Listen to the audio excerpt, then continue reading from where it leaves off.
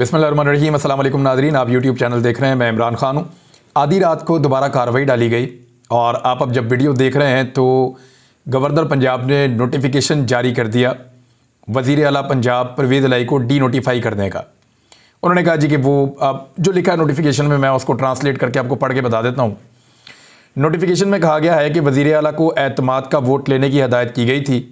उन्होंने मुकर्ररा वक्त तक ऐवान से एतमाद का वोट नहीं लिया। बादियों नज़र में वज़ीर आला को ऐवान की अक्सरियत हासिल नहीं रही, जिसके बायस उन्हें डी नोटिफाई किया जा रहा है। नोटिफिकेशन के मुताबिक परवेज़ इलाही नए कायदे ऐवान के इंतखाब तक ओहदे पर काम जारी रखेंगे।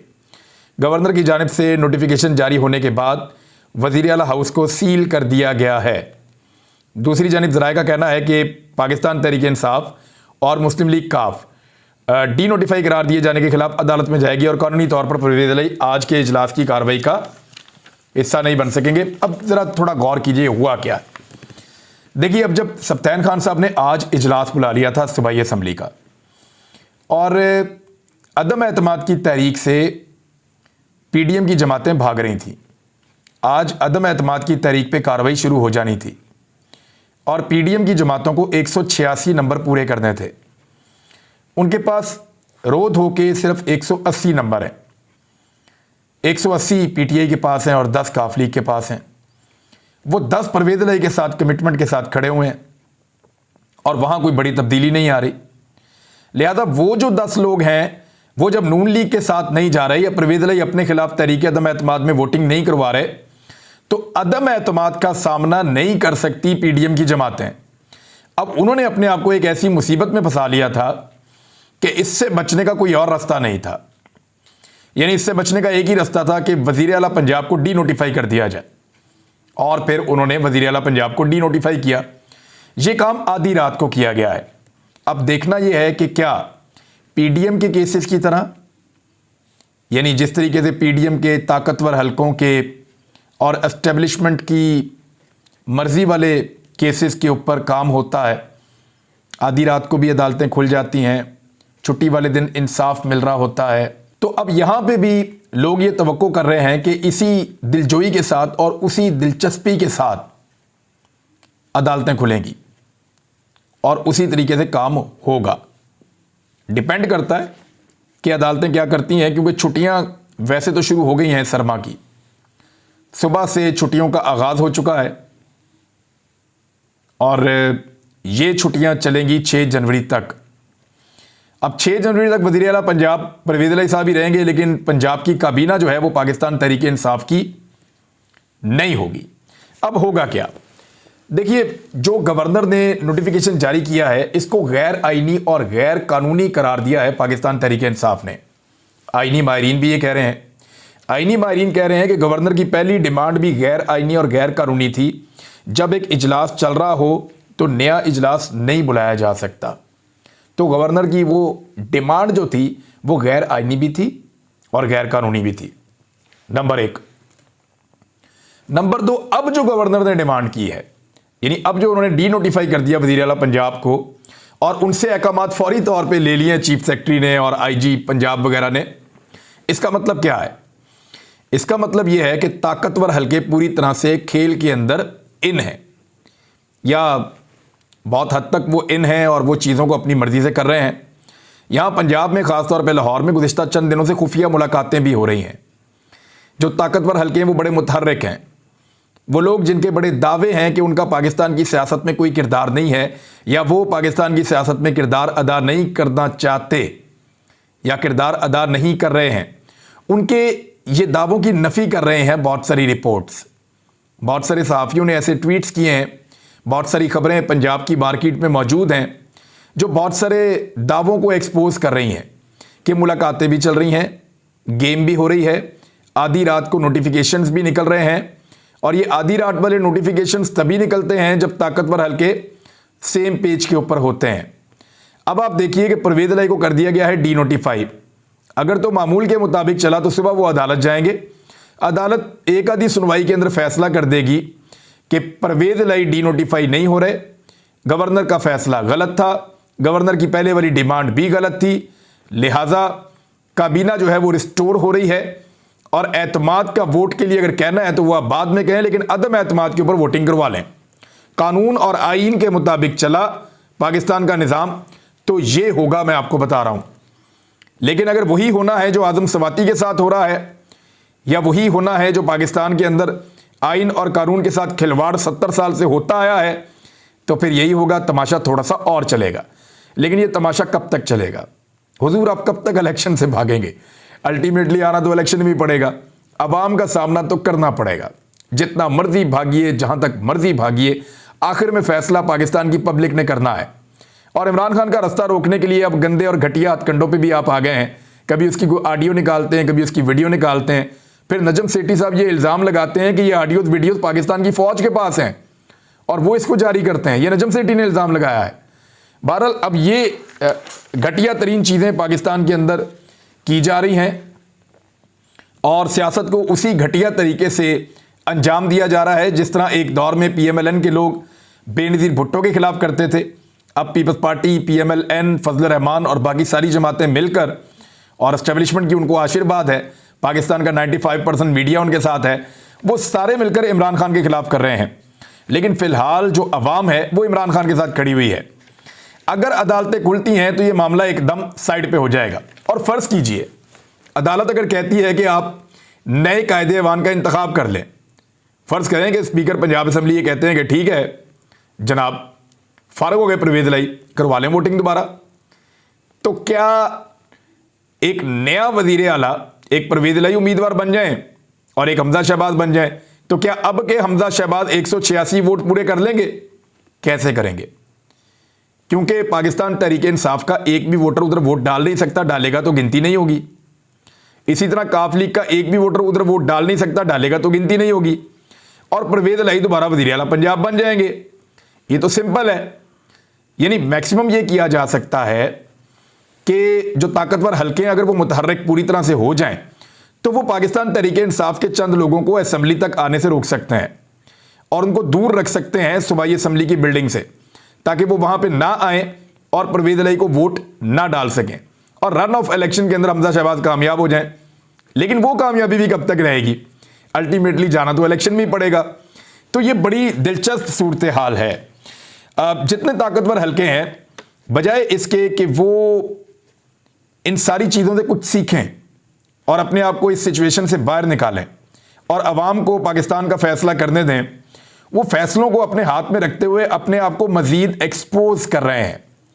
यानी वो जो पोल रह गए हैं बाकी वो भी यहाँ खुल रहे हैं कि एक सूबे के अंदर भी इतनी ज़्यादा इन्वॉल्वमेंट हो रही है कि ये हद से ज़्यादा इन्वॉल्वमेंट है। और जिस तरह चीफ सेक्रेटरी ने सरेंडर किया गवर्नर के सामने, यानी गवर्नर से अहकाम चीफ सेक्रेटरी नहीं ले सकता वजीर आला के होते हुए, और गवर्नर इस तरह से वजीर आला को डीनोटिफाई नहीं कर सकता। फर्ज करें अगर शहबाज शरीफ साहब उनको कहें सदर पाकिस्तान के आप अगले 24 घंटे के अंदर अंदर एतमाद का वोट लीजिए, अगर आपने अगले 24 घंटे में एतमाद का वोट ना लिया तो आप वजीर आजम पाकिस्तान नहीं रहेंगे, और शहबाज शरीफ 24 घंटे में अपने बंदे पूरे नहीं कर सकते, और वहां पे स्पीकर जैसे ही इजलास बुलाते हैं तो रोला पड़ जाता है, और 24 घंटे के बाद या 48 घंटे के बाद सदर पाकिस्तान इसी बुनियाद पे कि बादियों नज़र में वज़ीर आज़म पाकिस्तान जो हैं वो अपनी अक्सरियत खो चुके हैं और अब असम्बली की अक्सरियत का एतमाद उनके साथ नहीं है, लिहाजा मैं उनको डीनोटिफाई कर रहा हूं,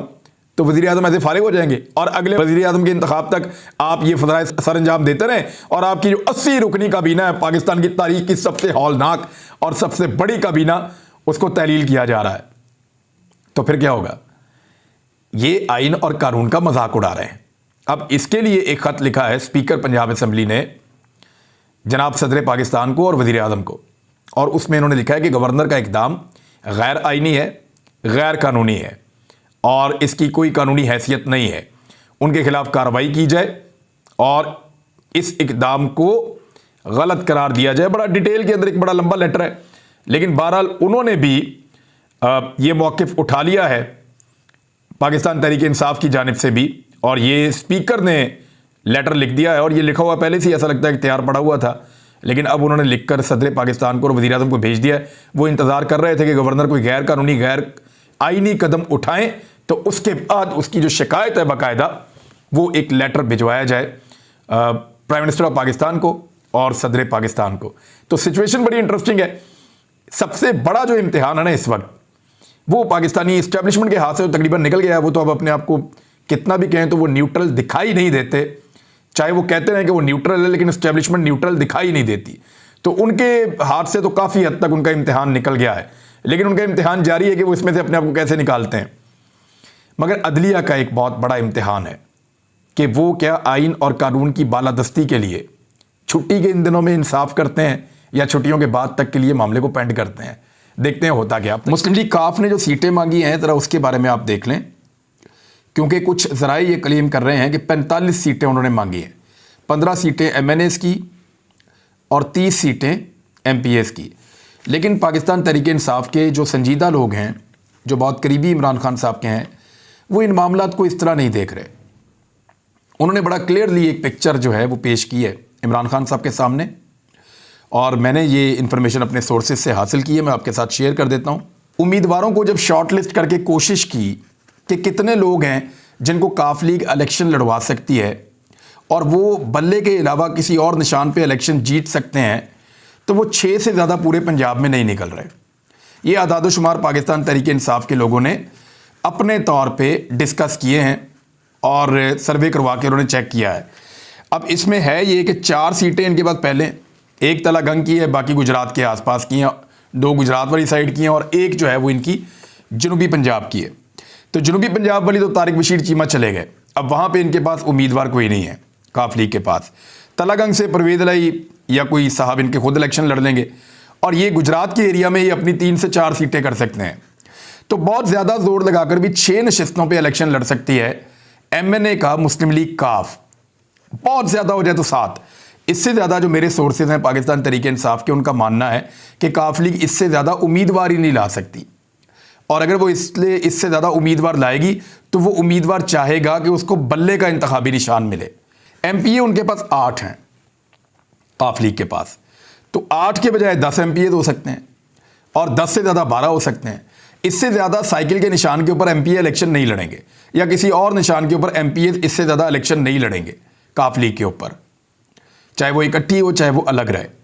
हाँ, लेकिन ये है कि बल्ले का निशान सारे मांगेंगे कि इसके ऊपर आप हमें इलेक्शन लड़ाएं। तो काफ लीग जितनी भी सौदेबाजी करे, इन सीटों से आगे उनके लिए बढ़ना मुश्किल होगा। ये सिर्फ दबाव डालने के लिए कहने की बातें हो सकती हैं, लेकिन प्रैक्टिकली इतना ही है कि 15 से 20 सीटों के बीच में कहीं पे MNAs MPAs मिलाकर ये इलेक्शन लड़ लेंगे। बिलावल ने एक बड़ा ज़बरदस्त स्टेटमेंट दिया, बिलावल जरदारी ने। ये स्टेटमेंट आप सुने, फिर मैं आपको एक बड़ी मज़े की मिसाल बताता हूँ। बिलावल कहते हैं कि मेरी मेहनत की वजह से पाकिस्तान FATF की ग्रे लिस्ट से निकल गया। वाह वाह वाह वाह। इधर फ़ोटो देखें आप, ये एक बंदे की आपको पुश्त नज़र आ रही है पीछे से, बैक साइड। ये बंदा बिल्कुल नीवा नीवा होकर निकल रहा है कौमी असम्बली से, ये दायरे के अंदर ये बंदा आपको नज़र आ रहा है। ये है जी बिलावल। जिस दिन FATF की ग्रे लिस्ट से निकलने के लिए पाकिस्तान काम कर रहा था, उस दिन ये बंदा चोरी चोरी ईवान से निकल रहा था बाइकआउट करके कि आप एहतसाब करते हैं इसलिए हम FATF की कानून साजी में मदद नहीं करेंगे। ये देखें चोरी चोरी निकल रहा है आराम आराम से। ये वो बिलावल है जिसको अब ये लगता है कि मेरी मेहनत की वजह से पाकिस्तान FATF ग्रे लिस्ट से निकल गया। पंजाब में ना आप सुबह सुबह खेतों में जाएं तो वहाँ पे आपको एक परिंदा मिलता है जिसको हम कहते हैं टटीड़ी। टटीड़ी जो है, इसको अंग्रेज़ी में मैं आपको इसका नाम बताता हूँ। इसका अंग्रेज़ी में नाम है रेड वेटल्ड। आप इसको लिखें रेड वेटल्ड, आपको ये परिंदा नज़र आ जाएगा। लेकिन अगर आप पंजाब में कभी सुबह खेतों में गए हैं शिकार खेलते हुए, तो आपको ये टटीड़ी बहुत बड़ी तादाद में नज़र आती है, स्पेशली मैदानी इलाकों में। तो ये जो दरियाओं के किनारे बहुत होती है, ये टटीड़ी के बारे में ना एक मिथ है बड़ी ज़बरदस्त और मशहूर है। ये रात के वक्त अक्सर सोते हुए ना अपनी टांगें आसमान की तरफ कर लेती है, और टांगें आसमान की तरफ करती है तो जो पुराने बुजुर्ग हैं वो ये कहते हैं कि ये समझती है, ये बर्ड ये समझता है कि आसमान गिरने वाला है तो मैंने उसको संभाला हुआ है। तो बिलावल जो है वो सियासत की टटीड़ी बन गए हैं, क्योंकि वो ये समझ रहे हैं कि FATF की ग्रे लिस्ट में से बिलावल ने पाकिस्तान को निकाला है। अभी एक जर्नल रिटायर हुए हैं कमर जावेद बाजवा, उनको लगता है उन्होंने निकाला है। पाकिस्तान तहरीक इंसाफ को लगता है उन्होंने निकाला है। अभी उन दोनों का फैसला नहीं हो रहा था, बीच में ये साफ टपक पड़े कि जनाब मैंने निकाला है FATF की ग्रे लिस्ट से पाकिस्तान को। और हालत ये है कि जिस दिन कानून साजी हो रही थी उस दिन बिलावल जरदारी नीवे नीवे होकर कौमी असम्बली से निकल रहे थे कि मैंने इस कानून साजी में हिस्सा ही नहीं लेना, मैं इसका बाइकआउट कर दूंगा। तो वो टटीडी वाली मिसाल जो है ना कि सियासत की टटीडी बन गए हैं बिलावल, और वो ये समझ रहे हैं कि इस आसमान को उन्होंने उल्टा लेट के अपने पाँवों से रोका हुआ है, जैसा कि मैंने आपको मिसाल दी है। दूसरी जानिब एक और खबर है, जाते जाते आपको देते हैं। साबिक army chief general Qamar Javed Bajwa के अहले खाना का टैक्स डाटा लीक करने पर FBI के 3 अफसरान गिरफ्तार हो गए। लेकिन आपको याद है कि डाटा तो और लोगों का भी लीक हुआ था FBI में से, बहुत सारे लोगों का हुआ। अरशद शरीफ शहीद भाई का डाटा, उनकी तस्वीर एयरपोर्ट से लीक की गई थी। उस पर कौन मुअत्तल हुआ था और गिरफ्तार हुआ था? मेरा जो पासपोर्ट जब मैंने दिया एयरपोर्ट के ऊपर, जब इन्होंने मेरा नाम ब्लैक लिस्ट में डाला था और मुझे इलाज के लिए भी, यानी मुझे एक टेस्ट करवाना था, क्योंकि मेरे डॉक्टर को शक था कि इन्होंने कुछ मुझे खाने में दिया है, तो वो जब टेस्ट करवाना था उसके लिए मुझे एक लेबॉर्ट्री तक पहुंचना था और वो UAE के अंदर थी और वहाँ पे मुझे सैंपल देने थे, उनसे टाइम लिया हुआ था। तो इन्होंने मुझे जब एयरपोर्ट पे रोका, तो जब मेरा पासपोर्ट वहाँ स्कैन किया तो वो डॉक्यूमेंट थोड़ी देर के बाद मैंने देखा कि बाकायदा जर्नलिस्टों को दिया गया और उन्होंने वहाँ से उसको वायरल किया, पब्लिक किया, मेरे पर्सनल प्राइवेट डॉक्यूमेंट को। उसके ऊपर कितने बंदे गिरफ्तार हुए, कितने बंदे पकड़े गए? एक जज साहब का जो फैमिली का रिकॉर्ड है PR का, वो भी पब्लिक कर दिया गया था और उस तक एक्सेस ली गई थी। सुप्रीम कोर्ट ऑफ पाकिस्तान के जज हैं मुअज़्ज़िज़, उसके ऊपर कितने बंदे फारिग किए गए थे और गिरफ्तार किए गए थे? क्या इज्जत सिर्फ पाकिस्तान में जनरल कमर जावेद बाजवा साहब की है? क्या सिर्फ उनका ख़ानदान ऐसा है कि जिसका डाटा पब्लिक नहीं किया जा सकता? क्या किसी और की प्राइवेसी नहीं है? क्या किसी और का रिकॉर्ड या किसी और का डाटा जो है वो पाकिस्तान में महफूज रहे, किसी को इस बात का हक नहीं है? क्या ये हक सिर्फ जनरल कमर जावेद बाजवा साहब को है? ये सवाल जो है जवाब मांगता है, और इसका जवाब जिनके पास है उनको आज नहीं तो कल देना तो ज़रूर पड़ेगा। अब तक के लिए इतना ही। अपना ख्याल रखिएगा, अपने इस चैनल का भी। अल्लाह हाफ़िज़।